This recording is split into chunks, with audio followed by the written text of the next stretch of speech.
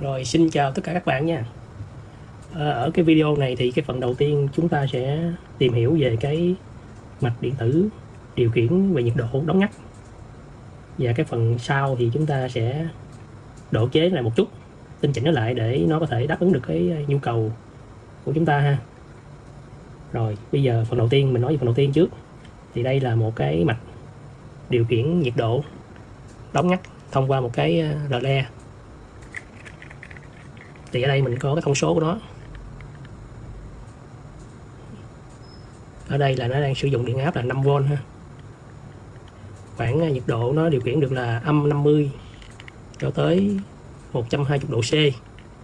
Và cái tải của cái relay này là 10A với điện áp 250V và 20A với điện áp 12V. Ở đây chúng ta sẽ thấy nó có 4 cái cổng. Thì một cái cổng là hai cổng điện vô ha, một cái cổng dương, một cái cổng âm. Và hai cái cổng còn lại là để điều khiển cái tải, đóng ngắt cái tải. Mặt trước thì chúng ta sẽ thấy nó có hai cái màn hình. Một cái nó sẽ hiển thị cái nhiệt độ hiện tại. Cái màn hình này sẽ hiển thị cái nhiệt độ mà mình cài đặt. Ở đây mình sẽ có cái đèn. Cái đèn này sáng lên thì báo là đang có cấp điện cho tải, còn tắt thì có nghĩa là ngắt điện ha. Ở đây mình sẽ có cái nút restart ha, tắt mở cho cái mạch này. Và ở đây là ba cái phím để cài đặt cái nhiệt độ mình mong muốn.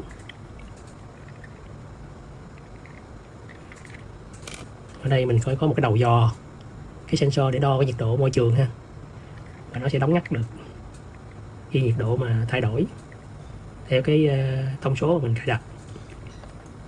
Rồi bây giờ mình sẽ tìm hiểu tiếp coi cái này nó có những cái chức năng gì. Rồi mình sẽ mở laptop cho mấy bạn coi ha. Rồi ở đây mình sẽ thấy cái chức năng đầu tiên là làm nóng hoặc là làm mát. Thì ý ở đây là ví dụ như mình áp dụng cái này cho cái tủ lạnh đi là làm mát ha, nghĩa là khi mình nhiệt độ mình cài đặt nó thấp hơn cái nhiệt độ môi trường hiện tại. Ví dụ môi trường hiện tại là 30 độ, mình cài đặt 20 độ thì ban đầu thì nó sẽ có điện cấp cho tải ha, và tới khi 20 độ thì nó sẽ cắt điện.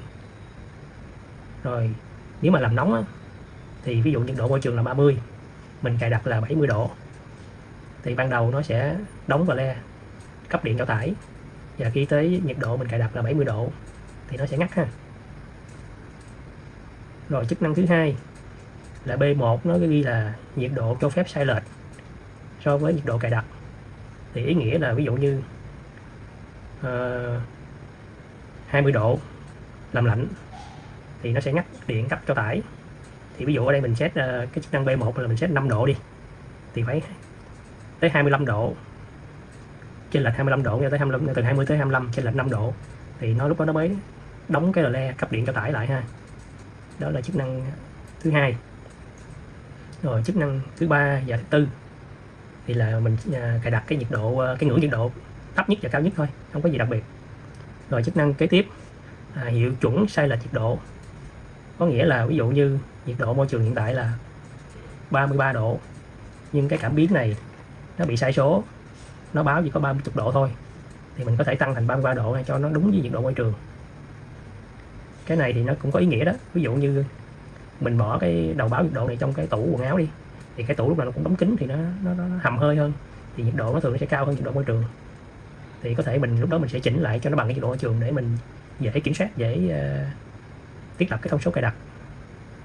Rồi cái hay ở đây là cái chức năng cuối cùng là cài đặt thời gian trễ ha. Có nghĩa là khi mình cấp điện vô trong cái mạch này thì thay vì nó đóng vào đây nó cấp điện cho tải luôn ngay lập tức, thì nó sẽ trễ lại theo cái thông số mình cài đặt. Ví dụ mình cài đặt 2 phút thì sau khi cấp điện cho cái mạch này thì 2 phút sau nó mới đóng vào le cấp điện cho tải. Thì cái chức năng này nó sẽ giúp bảo vệ cho cái tải của mình ha. Ví dụ như điện ban đầu mình cắm vô ổ điện nó chập chờn, phích cắm nó bị lỏng lẻo, thì nếu mà nó chạy ngay á thì có thể nó sẽ có hại cho cái tải. Thì giờ mình cài lại cho nó có độ trễ để bảo đảm là khi mình cắm cái phích vô nó chặt chẽ rồi thì lúc đó nó mới cấp điện cho cái tải. Thì mình có thể thấy là với một cái mạch nhỏ như vậy mà với những chức năng này thì có thể thấy là nó đáp ứng hầu như là đủ cái yêu cầu của mình mong muốn, đúng không? Rồi bây giờ mình sẽ cấp điện cho cái mạch này và kiểm tra những cái chức năng này coi nó hoạt động có đúng như mô tả không ha. Rồi ok, thì mình thấy ở đây là cái nhiệt độ trong phòng hiện tại là 30.4 độ. Cái màn hình thứ hai là đang ghi là 28 độ, có nghĩa là nếu mà nhiệt độ phòng nó giảm xuống 28 thì nó sẽ ngắt điện cấp ra cho tải ha. Cái đèn này nó có ý nghĩa là nó đang đỏ lên thì nó có ý nghĩa là nó đang có điện cấp ra cho tải. Thì bây giờ mình sẽ nhúng nó vô trong nước lạnh để nó rớt xuống khỏi 28 độ, coi thử coi cái đèn này có tắt hay không ha. Ở đây mình có chuẩn bị sẵn một cái ly nước đá. Đấy, bạn thấy không, sau khi nó xuống khỏi 28 độ thì nó đã ngắt điện rồi ha. Rồi bây giờ mình sẽ cho nó chạy lại.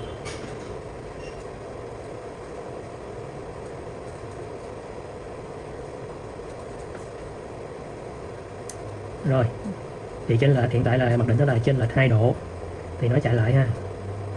Rồi giờ mình thử cái chức năng mà làm nóng ha, thử chức năng làm nóng.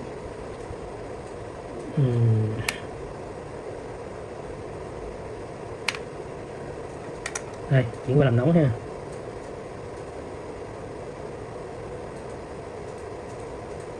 Rồi bây giờ mình sẽ set cái nhiệt độ là 40 độ đi.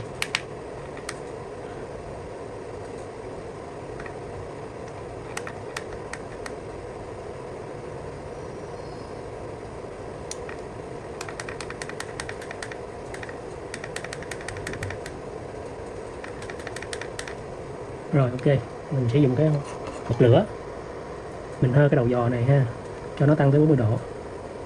Thì hiện tại là nó đang có điện cấp ra cho tải nè, thì bây giờ 40 độ nó sẽ ngắt ha. Đấy. Rồi giờ coi như là chức năng đầu tiên là làm nóng và làm lạnh đã hoạt động tốt. Cái chức năng thứ hai là cài đặt cái nhiệt độ chênh lệch ha. Thì thay vì là 2 độ thì giờ mình chỉnh thành 5 độ ha.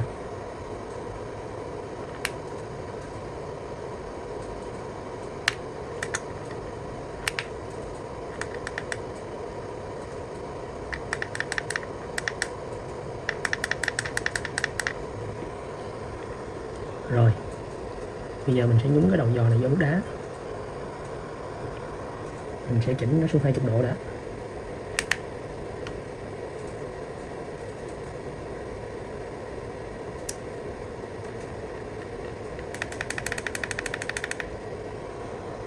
Rồi nghĩa là bây giờ nó đang có điện cấp ra cho tải, thì khi mình nhúng này vô nước đá thì nó xuống dưới 20 độ nó sẽ cắt điện, và trên 25 độ nó sẽ chạy lại ha.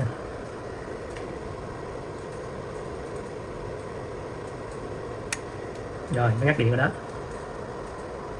Bây giờ để chạy lại thì nó phải là trên 25 độ. Đó, trên 25 độ. Rồi ok, chức năng này hoạt động tốt. Rồi chức năng mà thiết lập nhiệt độ cao nhất và thấp nhất thôi mình bỏ qua ha. Rồi mình qua tới chức năng mà điều chỉnh cái nhiệt độ sai lệch. Rồi ví dụ như hiện tại cái nhiệt độ môi trường là 35 độ đi, mà giờ nó đang báo có 3.30 độ hơn thôi, thì giờ mình sẽ điều chỉnh, mình tăng nó lên ha.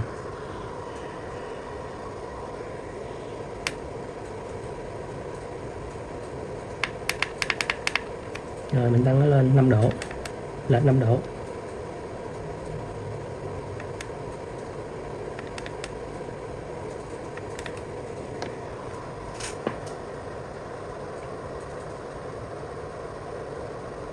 Đấy, thì giờ hiện tại nhiệt độ môi trường đã tăng lên thành 35.7 độ rồi, đúng chưa?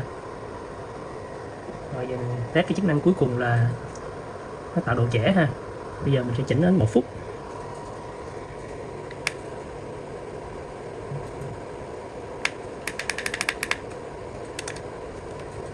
Rồi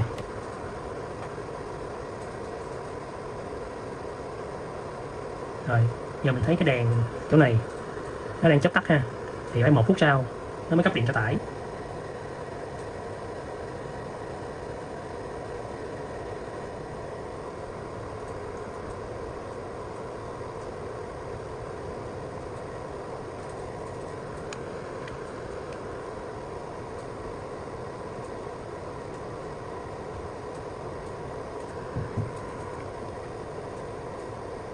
Đấy, 1 phút rồi đó. Cái mạch điện hoạt động rất là hoàn hảo ha. Như vậy mình có thấy là với một cái mạch nhỏ như vậy thì mình có thể áp dụng được trong cuộc sống rất là nhiều ha. Các bạn sẽ hỏi mình là cái mạch này cái tải nó hỗ trợ thấp như vậy, ví dụ mình cần một cái tải công suất lớn hơn 50A thì sao? Thì đơn giản thôi, mình sẽ tìm thêm một cái relay nữa có cái công suất lớn nha, hỗ trợ được 50A. Thì cái relay này nó sẽ cấp điện vào 2 cuộn dây của cái relay có công suất cao đó để nó đóng cho cái tải. Đó là cách làm đơn giản nhất ha.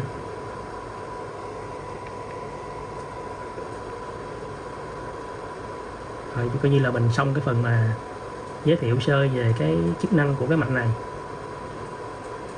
Giờ phần kế tiếp mình sẽ bàn về cách mình độ chế lại cho cái mạch này nó hỗ trợ được theo cái nhu cầu của mình. Thì cái nhu cầu của mình là như thế nào? Thì cái con cảm biến nhiệt độ này nè, nó đang có giá trị là 10 kΩ,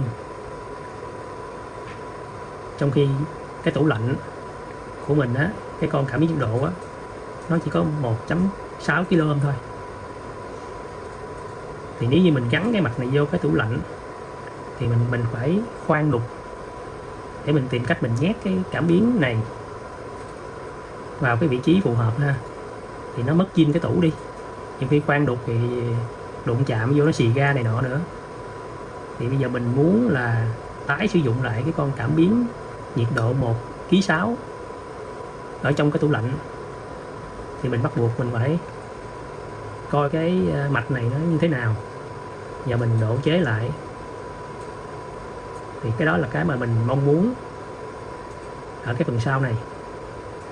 Rồi bây giờ chúng ta sẽ tìm hiểu về cái mạch, cơ chế mà nó dựa vô đâu mà nó đóng ngắt được cái con cảm biến 10 kg này ha. Rồi các bạn đợi chút xíu nha.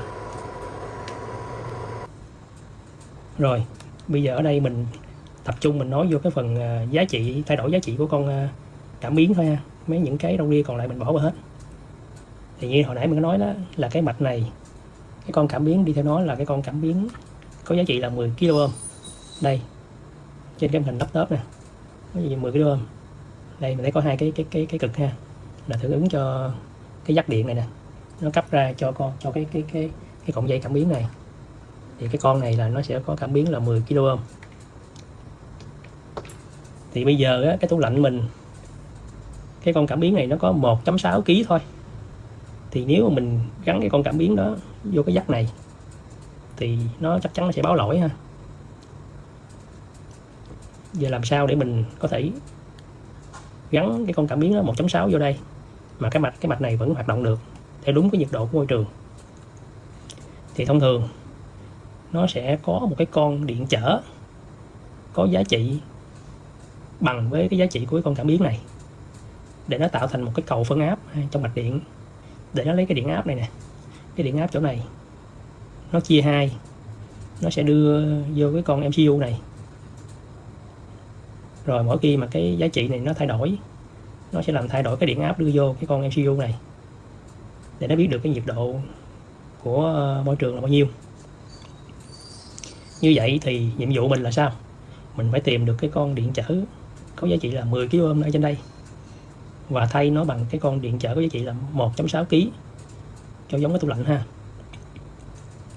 Nhưng mà các bạn để ý một điều á, với giá trị 1.6 kg của con cảm biến và của con điện trở thì giá trị này nó rất là nhỏ, thành ra cái sai số nó rất là khó để mình tìm cái con điện trở có giá trị chính xác như vậy. Tại vì con điện trở nhiều con nó có cái giá trị sai số cộng 5 cộng trừ 50%.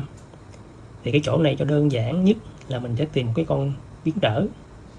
Con biến trở có giá trị là 10 kg hoặc là 20 kg gì đó để mình bỏ vô đây, mình gắn vô đây.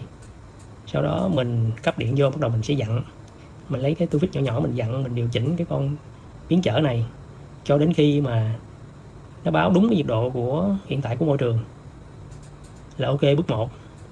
Bước 2 là mình nhúng nó vô nước lạnh hoặc là hơi nóng đó. Giờ mình sẽ so sánh với lại một cái nhiệt kế chuẩn để mình coi thử coi là nó có thay đổi có đúng không. Rồi bây giờ mình tìm cái con điện chở chứ ở đó ở đâu. Thì thông thường cái con điện chở nó sẽ thiết kế đâu đó nó gần cái dắt, đúng không? Tại vì mình đây mình thấy nè, cái dắt này đi ra nó sẽ kết nối vô trong cái con cảm biến, thì mình chỉ cần kiếm vòng vòng cho nó thôi. Rồi mình dùng cái đồng hồ mình đo điện trở. Thì ở đây mình phóng to lên ha.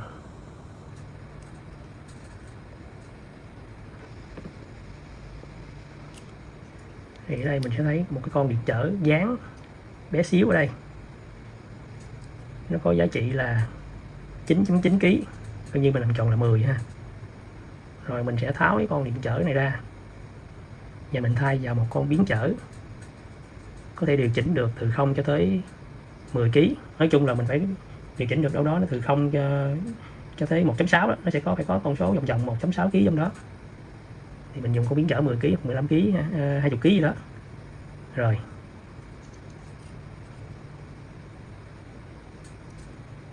các bạn đợi mình chút xíu nha, để mình khò cái con điện trở đây ra và mình thay vào một con biến trở khác. Rồi mình cho các bạn coi ha, test cho các bạn coi. Rồi ở đây các bạn sẽ thấy là mình đã tháo ra ha, tháo bỏ cái con điện trở trong mạch 10 kg tháo ra và mình thay bằng một cái con biến trở dặn ha. Thì đây con biến trở một chân mình sẽ hàn vô cái dắt giống như mạch vậy ha. Đó, một chân thu nhỏ lại các bạn thấy.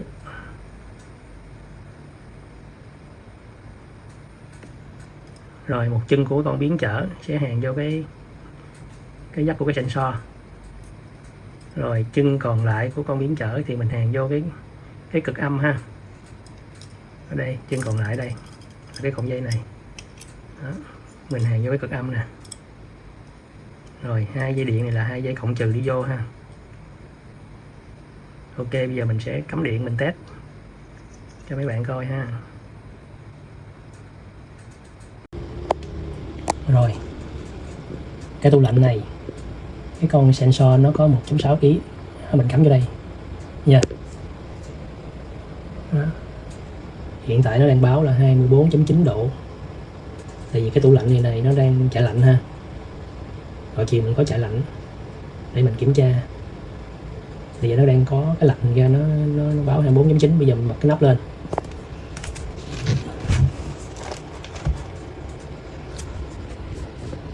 Rồi bây giờ mọi người đợi tí xíu, nó thoát hơi lạnh ra coi nó có tăng nhiệt độ lên không ha. Đó, nó tăng lên 25 rồi đó. Đó. Giờ nó cấp điện cho cái tải chạy đó thấy không. Giờ nãy mình có set là chênh lệch 5 độ đó, các bạn nhớ không? Đó.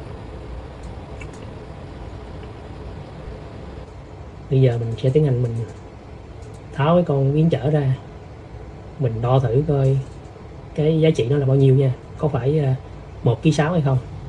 Rồi mấy bạn đợi một chút ha. Rồi mình sẽ tiến hành mình xả bớt một dây điện trên cái con biến trở này ra, rồi mình sẽ đo.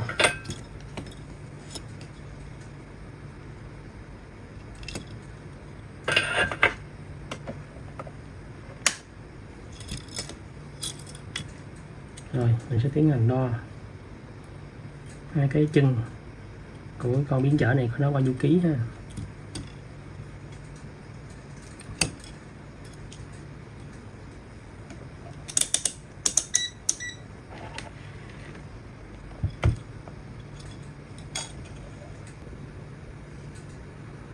Ồ, như vậy là nó là 1,9 kg ha, chứ không phải là 1,6 kg. Rồi, có ai biết tại sao không?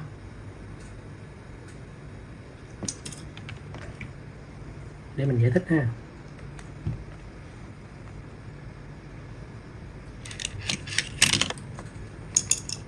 Rồi, hồi nãy mình nói cái con này Ngày sản xuất họ ghi là giá trị là 10 kg, đúng không? Bây giờ mình đo thử nha, coi nó bao nhiêu. Tại sao nó chỉ có 8 kg mà không phải 10 kg? Đấy. Tại sao nó 8 kg? Rồi, ok. Lý do nó ghi 10 kg ở đây là tương ứng với lại cái nhiệt độ chuẩn là 28 độ C, trong khi nhiệt độ môi trường hiện tại á, là phải hơn 30. Thành ra nó sẽ hiện lên con số là thay vì 10 kg thì nó sẽ là 8 kg, đúng chưa? Thì nó là một con nhiệt trở âm, có nghĩa là càng hơi nóng nó thì giá trị nó sẽ giảm, đúng không? Thì nó là 10 kg ở 28 độ. Bây giờ mình hơi nóng nó lên 30 độ như là nhiệt độ môi trường vậy, đúng chưa? Thì có phải là cái giá trị nó nhỏ đi không? Rồi nó còn lại có 8 kg. Thì cái con cảm biến ở trong tủ lạnh cũng vậy. Hiện tại với cái nhiệt độ môi trường của nó hơn 30 độ thì mình đo nó là 1,6 kg. Nhưng mà khi ở nhiệt độ chuẩn 28 độ đi thì nó sẽ là 1,9 kg. Đó. Đó là lý do tại sao là mình sẽ dùng một con biến chở này nè. Con biến chở để mình dặn nó cho mình tinh chỉnh cho nó đúng theo cái nhiệt độ môi trường. Chứ giờ mình lựa con 1,6 kg nhiều khi mình gắn vô nó ra sai lệch, đúng không? Rồi, cái gì nó cũng có cái nguyên do của nó ha. Rồi bạn nào mà coi cái clip này xong thì chắc là cũng có được cái kiến thức để mình độ chế, để áp dụng cái mạch điều khiển nhiệt độ này để mình có thể theo được yêu cầu của mình ha. Rồi, cảm ơn các bạn đã xem clip. Chúc các bạn thành công. Bye bye.